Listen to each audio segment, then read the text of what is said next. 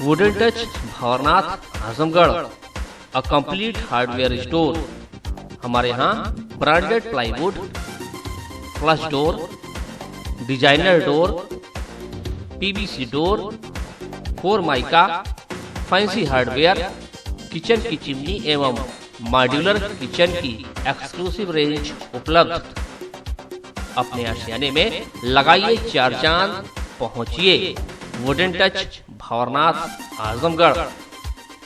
प्रतियोगी परीक्षाओं की तैयारी कर रहे युवाओं को अब महानगर जाने की जरूरत नहीं।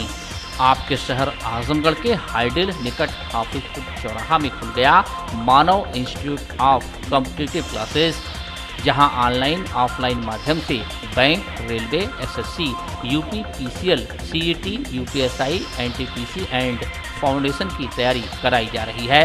कहीं भी कभी भी 24 घंटे मानव इंस्टीट्यूट की क्लास से जुड़कर अपने भविष्य के सपने को कीजिए साकार। एडमिशन के लिए जल्द संपर्क करें। नमस्कार, एबीसी चैनल में आपका स्वागत है। मैं हूं सचिन श्रीवास्तव और आप मेरे साथ देखेंगे आजमगढ़ से जुड़ी खबरें। आइए नजर डाल लेते हैं आज की खास खबरों पर। आजमगढ़ शहर में दिन प्रतिदिन बढ़ते अवैध निर्माण को लेकर आजमगढ़ विकास प्राधिकरण निरंतर कार्रवाई कर रहा है। इसी क्रम में विकास प्राधिकरण के सचिव बैजनाथ के नेतृत्व में सोमवार के दिन नरौली में मुख्य मार्ग से दक्षिण तरफ नाले से पहले लगभग 5000 वर्ग मीटर क्षेत्रफल में एडीए से बिना मानचित्र स्वीकृत कराए अनधिकृत प्लाटिंग को ध्वस्त कराया गया। पुलिस बल की मौजूदगी में अवैध निर्माण को जेसीबी से हटाया गया। इस दौरान एडीए सचिव बैजनाथ ने बताया कि हम समय समय पर अवैध निर्माणों के ध्वस्तीकरण की कार्रवाई करते हैं। यह अवैध निर्माण प्रारंभिक स्तर पर ही ध्वस्त किया जा रहा है ताकि लोगों को इस बात की जानकारी हो सके कि यह वनीकरण क्षेत्र है, इसलिए इसमें क्रय विक्रय न करें। उन्होंने बताया कि यह प्लाटिंग विवेक गुप्ता और उनके कुछ सहयोगी मिलकर करा रहे थे। पूर्व में इन्हें दिसंबर 2018 में नोटिस जारी किया गया था, जिसका समुचित जवाब न मिलने पर ध्वस्तीकरण की कार्रवाई की गई। अवैध प्लाटिंग जो है की गई है, जो है इसके ध्वस्तीकरण की कार्रवाई है जो है, और ये अवैध प्लाटिंग जो है निषिद्ध जोन में है, एक प्रकार से वनीकरण क्षेत्र में है। यहाँ पर आगे पीछे भी इसका भविष्य निर्माण का नहीं है, जो है निर्माण गतिविधियाँ अनुमन नहीं है, जो है मास्टर प्लान में ये क्षेत्र वनीकरण का है, जो है इसलिए इसको प्रारंभिक स्तर पर ही ध्वस्तीकरण की कार्रवाई जो है की जा रही है, पब्लिक अवेयरनेस के लिए कि लोग आगे इसमें जो है क्रय विक्रय से जो है बचें। कोई जो है लोग जो है इसमें भूखंड जो है क्रय कर लेंगे, प्राधिकरण से उनका मानचित्र स्वीकृत नहीं होगा, जो है तो उनका निर्माण नहीं हो पाएगा, या प्राधिकरण द्वारा जो है इसको जो है तोड़ने की कार्रवाई जो की जाएगी। इसलिए प्रारंभिक अवस्था में शुरुआती स्तर पे ही जो है इसको तोड़ने की जो है कार्रवाई की जा रही है। सर, किनके द्वारा ये प्लाटिंग की गई थी? और विवेक गुप्ता जो है नाम का व्यक्ति जो है प्रमुख है, एवं अन्य उसके सहयोगी जो है भी हो सकते हैं।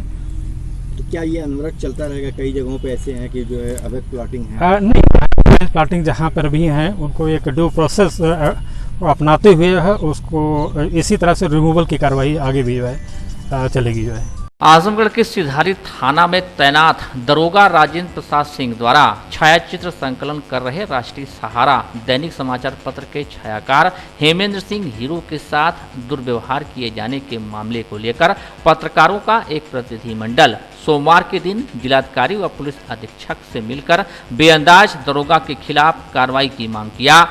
इस दौरान पत्रकारों ने अल्टीमेटम दिया कि अगर 2 दिन के अंदर उक्त दरोगा के खिलाफ कार्रवाई नहीं की गई तो पत्रकार अपने सम्मान के लिए आर पार की लड़ाई लड़ेंगे और पुलिस के खिलाफ आवाज बुलंद करेंगे।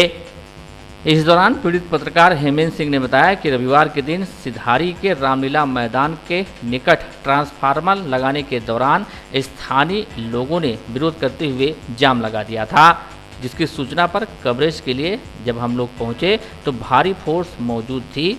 इस दौरान दरोगा ने हमें फोटो लेने से मना किया और अभद्रता की।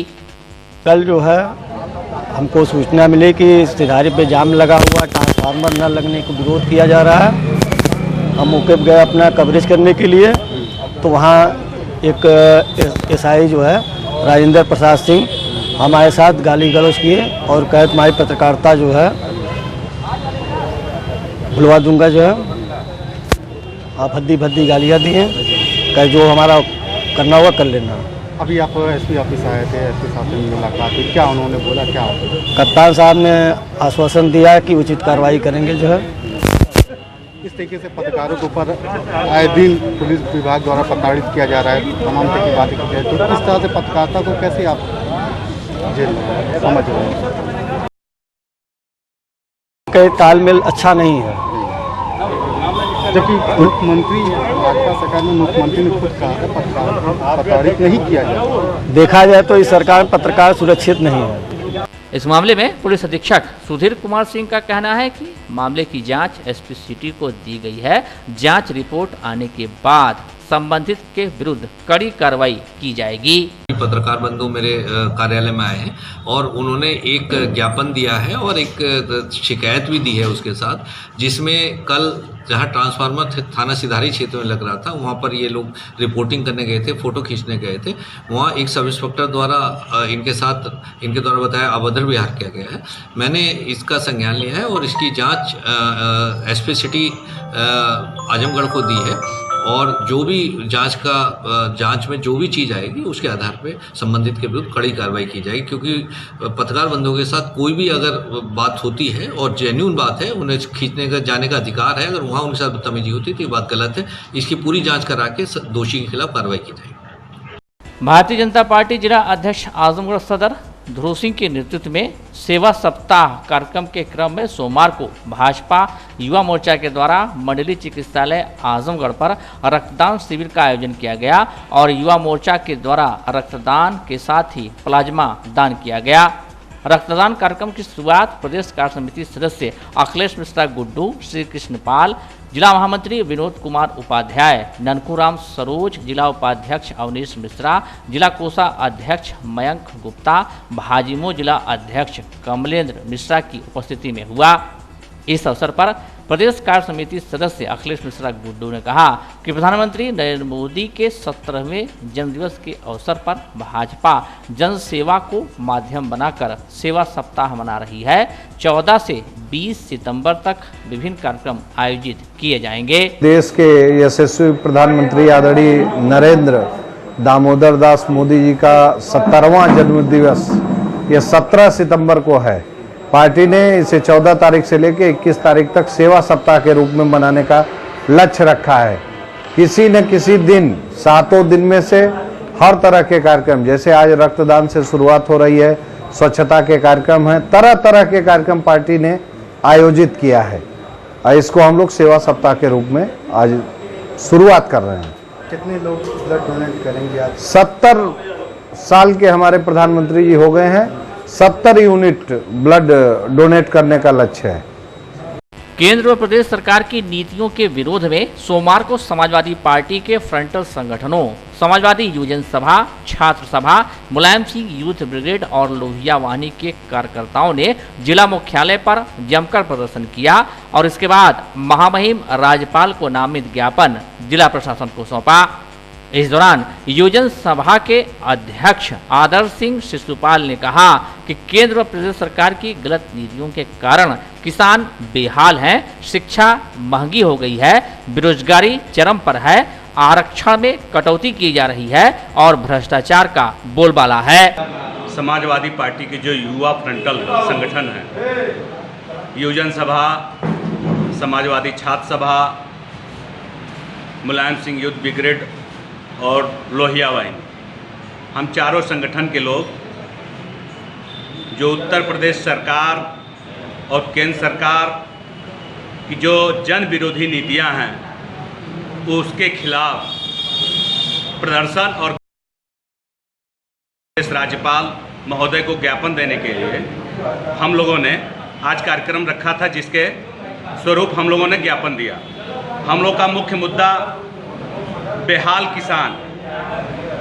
किसान इसलिए कि उत्तर प्रदेश में 10,281 किसानों ने अब तक आत्महत्या कर लिया। इस सरकार मूल्य ऋण माफी, मुफ्त सिंचाई, गन्ना किसानों को भुगतान, ये सारी समस्याएं हैं जो सरकार किसानों के साथ अन्याय कर रही है। महंगी शिक्षा आप देख रहे हैं, हर चीज़ को, हर जो सरकार प्रस्ताव ला रही है उसके माध्यम से शिक्षा को महंगा करने का इसका सरकार ने काम कर रही है। महंगी शिक्षा की वजह से गरीब छात्र, दलित छात्र और अति पिछड़े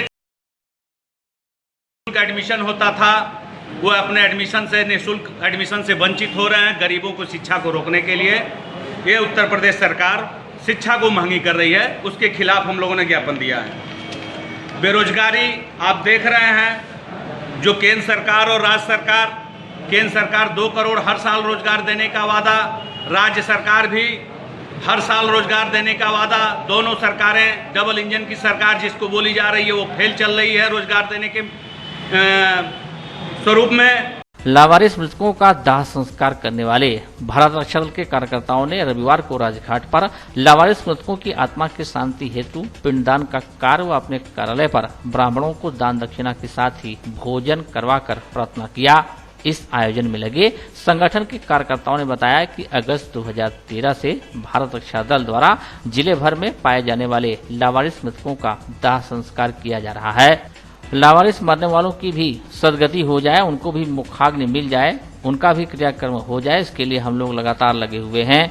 एक जमाना था जब आजमगढ़ में लावारिस मृतक के शरीर पोस्टमार्टम के बाद अपनी पावन तमसा नदी में सड़ने के लिए फेंकी जाती थी। यह दृश्य हम लोगों को विचलित कर देता था। तभी से हम लोगों ने तय किया कि हम लोग लावारिस को नदी में सड़ने के लिए नहीं डालेंगे।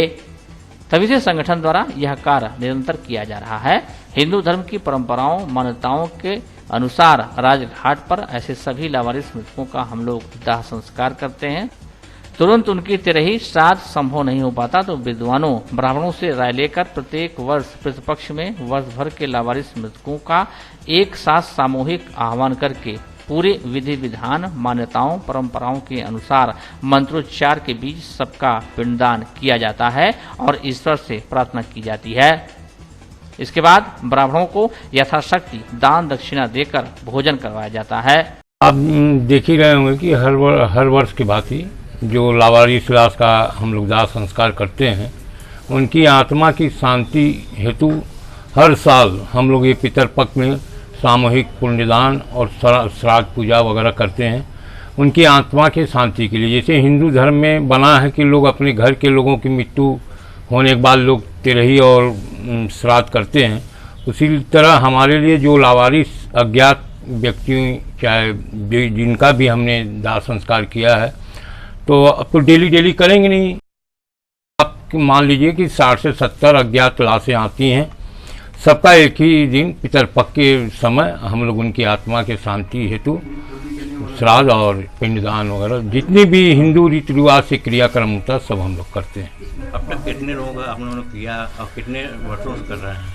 हम लोग 8 अगस्त 2013 से कर रहे हैं। इधर हम लोगों के 7 साल करीब होने जा रहा है, जिसमें हम लोगों ने अब तक 400 का, अभी कल हमने लावारिस लाश का दाह संस्कार किया, 421 लाशों का दाह संस्कार हम अब तक कर चुके हैं। क्या ये अनवरत चलता रहेगा?